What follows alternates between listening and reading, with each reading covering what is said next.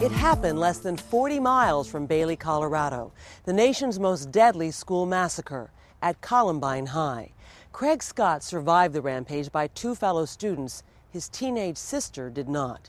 He knows better than most what happens when the cameras go away and the headlines fade. His life has been shaped by his horrifying experience in ways that he never expected. Sarah James has more on the long journey back. When I hear about these school shootings, it affects me. It usually gets me to think about what I went through, but it is definitely a possibility to heal down the road.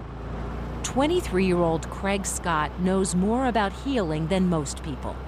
It's now been more than 7 years since Craig lay frozen with fear on the library floor of Columbine High School as Eric Harris and Dylan Klebold gunned down student after student. It's now been more than 7 years since they murdered his sister Rachel. I found out the next morning. It was confirmed that she was dead. The nation first met Craig just 2 days after the massacre, speaking on the Today Show about his sister's death. My sister was a real person. She was real to people. She really had a lot of ambition, and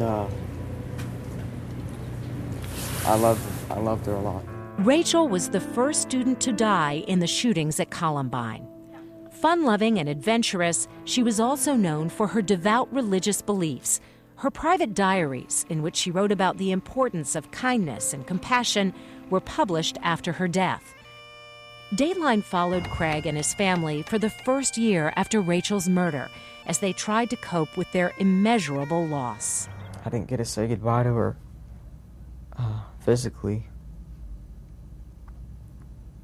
In fact, I didn't even say anything when she dropped me off at school that morning.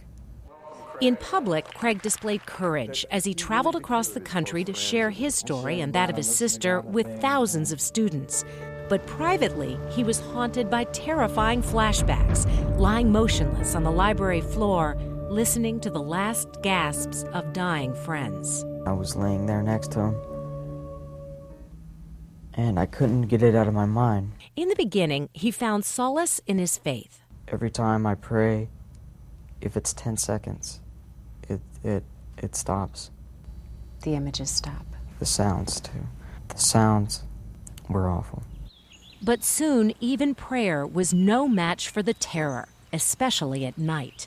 On a handheld camera back in the spring of 2000, Craig chronicled his desperate attempts to escape the nightmares. I am up here on the top of my roof. Got a knife for protection. Racked by survivor's guilt, he returned to the spot where his sister died to apologize for not being able to save her. Please forgive me. I just